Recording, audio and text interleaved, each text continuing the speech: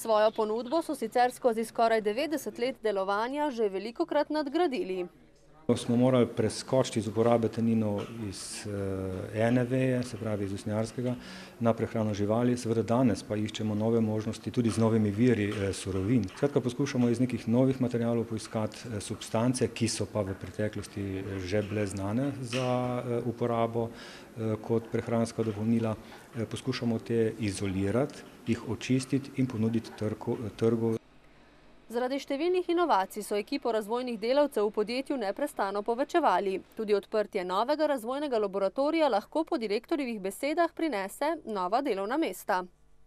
V novem razvojnem laboratoriju že danes dela 10 ljudi, v prihodnje računamo razvojni oddelek še povečati. Če pogledamo, da smo ga v zadnjih 7 letih povečali za 100%, se pravi iz 5 razvojnikov na 10, seveda se bo nekaj podobnega dogajalo tudi v bodoče.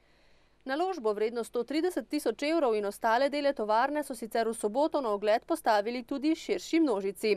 Z dnevom odprtih vrat so namreč svoje delovanje želeli približati predvsem občanom Sevnice.